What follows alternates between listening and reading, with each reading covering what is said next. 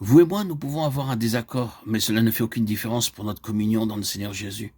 Le fait que vous et moi soyons en désaccord ne nous met pas en pièces hors du corps de Christ. Non, nous subissons des pertes. C'est ce qui nous charge de honte. C'est accidentel dans notre vie chrétienne.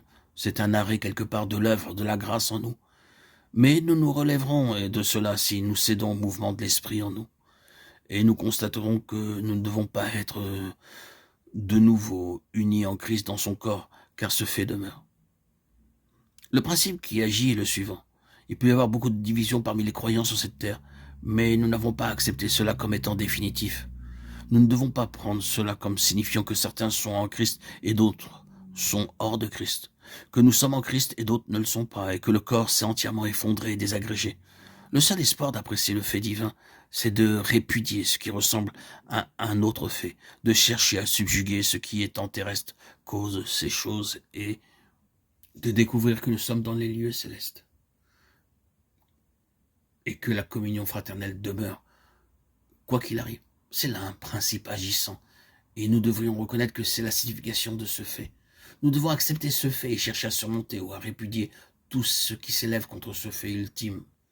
Il a été décidé par Dieu que nous sommes ensemble, que nous soyons ensemble dans cette unité du corps de Christ. Nous sommes trop souvent enclins à être affectés par les divisions qui existent ici ou là. Nous sommes presque désespérés par ce que nous voyons. Mais plus vite nous mettrons cela de côté, et plus ce sera bénéfique. Laissons faire les 1001 subdivisions chrétiennes sur cette terre. Le corps de Christ demeure un. C'est une longue robe sans couture. C'est un corps qui ne peut pas être divisé. Il reste un. C'est le fait fondamental auquel nous devons revenir. C'est là le commencement. Cette lettre aux Éphésiens qui apporte la révélation du mystère de Christ et de ses membres de l'Église, le seul corps, déclare solennellement le fait de la nature corporative du corps.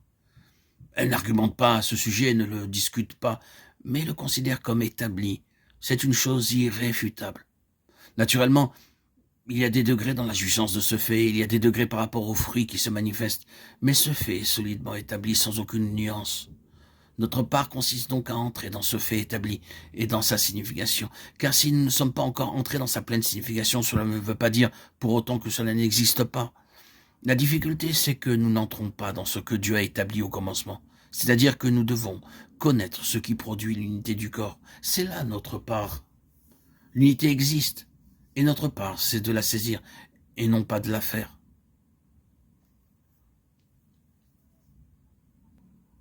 La lettre aux Éphésiens est toujours vivante, elle est toujours adaptée, elle est encore vraie aujourd'hui. Dans cette lettre, nous remarquons que l'Église est appelée le corps de Christ, l'Église qui est son corps. Il nous est dit dans Éphésiens 2,5 que nous avons été vivifiés ensemble, en lui. Il est frappant de constater que ce mot « ensemble » se retrouve de nombreuses fois dans cette lettre aux Éphésiens. Cela signifie non seulement que nous sommes individuellement ensemble avec le Seigneur Jésus dans sa résurrection, mais que nous avons été vivifiés corporativement, c'est-à-dire ensemble en lui. Et ce n'est pas uniquement avec lui, mais c'est en lui que nous avons été vivifiés corporativement. Toute l'Église ensemble a été incluse dans la résurrection du Seigneur Jésus. Quand nous considérons tout ce qui s'est produit ou qui existe sur terre, les groupes et les divisions parmi les chrétiens, dont tous peuvent être des membres du corps de Christ, la lettre aux Éphésiens demeure, après tous ces siècles, ce qu'elle était au début, et elle représente le corps comme un tout solide, une unité corporative.